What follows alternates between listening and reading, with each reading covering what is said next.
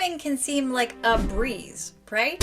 But trust me, there are hidden risks that can turn a simple bath or trim into a visit with your vet. Stick around because today I'm going to be diving into all the potential pitfalls that a professional like myself can fall into, or even just some well-meaning pet owners. So let's walk through what not to do. Let's kick things off with something that might surprise you.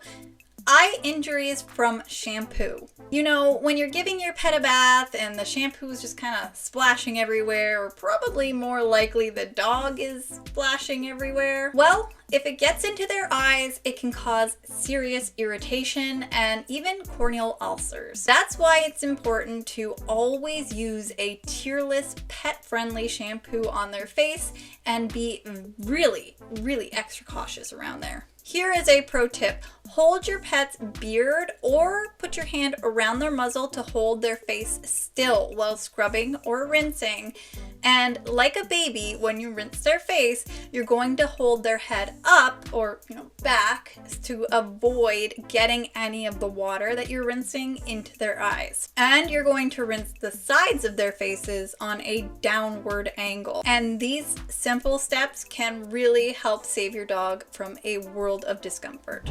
Now, the next danger is something that no one wants to think about, but it's super important, and it's hot air dryers. Now, some pets have sadly overheated and even died after being left unattended in hot drying cages.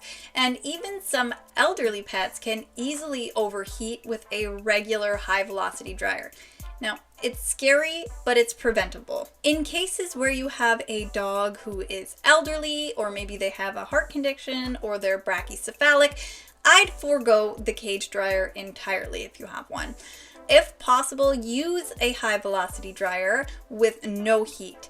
And in some cases, I air dry pretty much almost entirely. And then at the very end, I will pick them up and do a quick high velocity dryer if they are able to have that. If not, I will use a little hand dryer to try and get any of those really wet spots. But some of them will go home damp still because I'm not risking it, particularly if they are extremely stressed, or with elderly clients, when they have dementia, it can really lead to kind of a systems overload. So I'm avoiding those things at all costs. And as I mentioned, handheld dryers can really work well for those. I have one that is like a brush, but is also a handheld dryer, and that really does work well.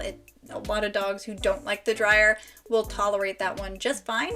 So that is a good choice in those circumstances, or when I'm grooming a short-nosed breed like pugs or bulldogs who are just more prone to heat exhaustion. Your clients or your pet's comfort and safety should always come first. Always make sure, if you're a pet owner, to tell your groomer of any concerns, and don't be afraid to advocate for your dog and what you think is best. So yeah, heart conditions, let them know, elderly, dementia, anything like that. If you have a brachycephalic dog, make sure you advocate for them to be safely dried. Don't be afraid to ask questions. It's always appreciated. Now, let's move on to something you might not think about until it's too late. Overgrown or ingrown nails, especially with cats with furry feet. This is kind of a common thing, or even just elderly pets, because any dog with fast growing nails, any dog that's not walking as much, there's going to be a big difference in time lengths you can go between nail trims and how much they're going to grow. And they're going to start curving around, and sometimes they can curve right around and into the paw pad itself. And that is why regular nail trims are so important. Not only does it prevent discomfort, but it also keeps your pet walking comfortably and happily. And if you're not confident in trimming nails yourself, don't hesitate to visit a groomer or your vet. Regular maintenance is really just key. And if you need help conditioning your dog to actually enjoy the process at home, I do have a video on that I will link above for you, and I'm going to link down below in the description as well to help you get on the right track to make nail clipping a more zen experience for both of you. Next, let's talk about grooming accidents. More specifically, home grooming accidents. We all want to save money, and if you're trying to save by home grooming your dog yourself and taking care of any pesky mats, don't use scissors. It's not the answer. Trying to cut through mats with scissors can easily result in serious injury, both to you and your pet, more likely your pet. I have uncovered many big open wounds that owners didn't even know were there once you remove the matting from, like, let's say if it's on the leg, from the entire leg, you can really see the damage that's been done. A lot of the time those things get infected because they've been left untreated as well, so it can turn into a much bigger problem than simply trying to remove a mat that you're doing in the first place. So use caution with that. Instead, invest in a pet clipper, which is designed to safely remove mats without hurting them. But as always, even though it's safer, it doesn't mean it's inherently going to result in being completely safe for you. But as always, even though it's safer, various factors like how tight the matting is, what the blade length is, will still be important considerations. And if you're ever unsure, please try to reach out to a professional for help.